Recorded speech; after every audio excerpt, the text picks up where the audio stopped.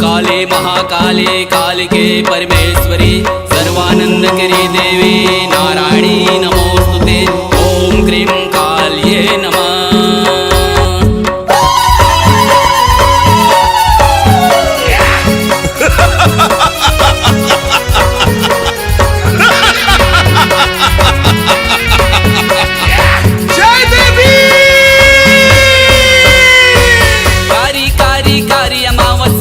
कलकलाए नर मुंड के माला पहने जिबले रक्त सनाए दानव लरन महाराए ये हो माँ दानव लरन महाराए दानव लरन महाराए ये हो माँ दानव लरन महाराए। कारी कारी कारी अमावस काली कलकलाए नर मुंड के माला पहने जिबले रक्त सनाए दानव लरन महाराए ये हो माँ दानव लरन महाराए दानव लरन महाराए ये हो माँ दानव लरन महाराए।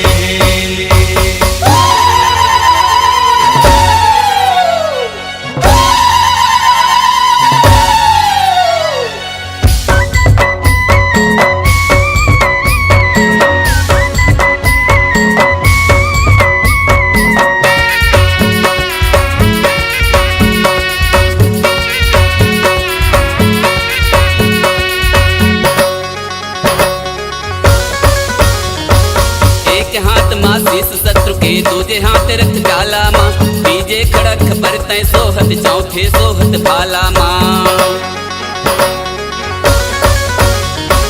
पांचे छह त्रिशूल ढाल काले सप्तम हाथ कटारी माँ अष्टम गदा खपरतै सोहे शोभाय अद्भुत न्यारी माँ लाली लाली आँखी लाली लब लब लब लबाए कलवा भैरो संग माँ काली रूप विचित्र दिखाए दानव लरन महाराए हो माँ दानव लरन महाराए दानव लरन महाराए हो माँ दानव लरन महाराए।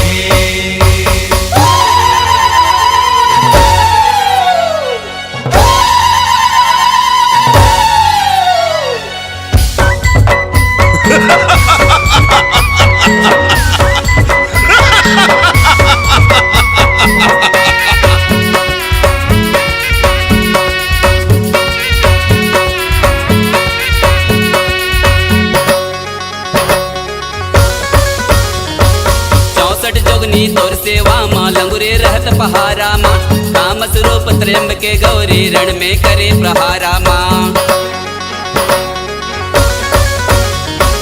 शुंभ निशुंभ महिष मर्दनी भक्तों के संकट हारी माँ मैया माँ जब पाप बढ़े तब प्रकट होए महतारी माँ कारी कारी कारी मुड़ी के लटलाए बगराए